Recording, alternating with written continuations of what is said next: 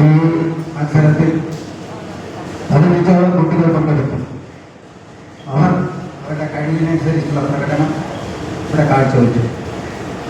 രാമായണ പാരായണം എന്ന് പറയുന്നത് ശരിക്കും പറഞ്ഞാൽ നല്ലൊരു കലയാണ്. ആ കല ശരിക്ക് ചെയ്യണമെന്നുണ്ടെങ്കിൽ പാഠവും ആ പരിശീലനം കുട്ടികൾക്ക് മാതാപിതാക്കൾ കൊടുക്കുന്നില്ല എങ്കിൽ അവർ പാരായണത്തിൽ വളരെ പിന്നോട്ട് തന്നെയായിരിക്കും. ചെറുപ്പത്തിലെ രാമായണം വായിക്കുകയും അതിനു വേണ്ടിയിട്ടുള്ള പ്രോത്സാഹനവും ഓരോ കുടുംബങ്ങളും പണ്ട് കാലത്ത് നിത്യം നാം പാരായണം ചെയ്തുകൊണ്ടിരുന്നത് രാമായണം തന്നെയാണ്. ആ രാമായണത്തിലെ കാര്യങ്ങളും അതിലെ ഓരോ കഥാപാത്രങ്ങളും അതിലെയുള്ളതെല്ലാം ചെറിയ കുട്ടികൾക്ക് പോലും പറഞ്ഞ് മനസ്സിലാക്കി കൊടുത്തിട്ടുള്ള കാലഘട്ടത്തിലായിരുന്നു നമ്മൾ തുടങ്ങിയിട്ടുള്ളത്.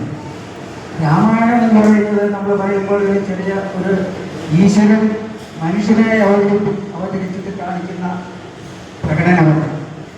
ശരിക്കും പറഞ്ഞാൽ മനുഷ്യൻ ഈശ്വരനായാൽ എങ്ങനെ ഇരിക്കും, ആ ഈശ്വരൻ എന്തൊക്കെ ചെയ്യാൻ സാധിക്കും. അദ്ദേഹം ശ്രീരാമദേവൻ മനുഷ്യനായിട്ടാണ് ഭൂമിയിൽ വരുന്നത്. ആ മനുഷ്യൻ കാണിക്കുന്ന ആ ഓരോ കാലഘട്ടത്തിൽ നടക്കുന്ന പ്രവർത്തനങ്ങൾ മനുഷ്യൻ അതീതമായിട്ടുള്ള മാനുഷികമായിട്ടുള്ളതല്ല, ദൈവികമായിട്ടുള്ള കാര്യങ്ങളാണ്. അപ്പോൾ ശരിക്കും പറഞ്ഞാൽ നമ്മുടെ എല്ലാം ഉള്ളിൽ ഈശ്വരനുണ്ട്, പക്ഷെ അത് നാം കാണുന്നില്ല എന്നുള്ളതാണ്.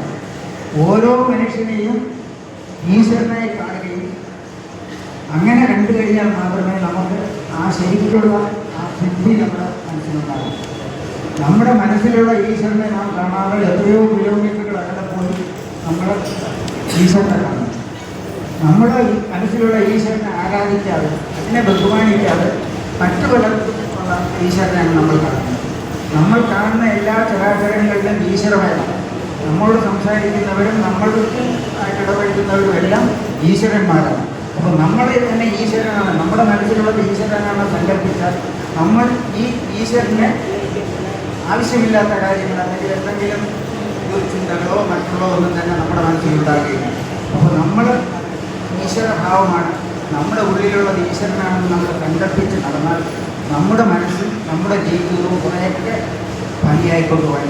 അതുപോലെ തന്നെ നമ്മൾ കാണുന്ന ജീവജാലങ്ങളും കലാചരണങ്ങളെല്ലാം തന്നെ ഈശ്വരനാണെന്ന് സങ്കല്പിച്ച് കഴിയും.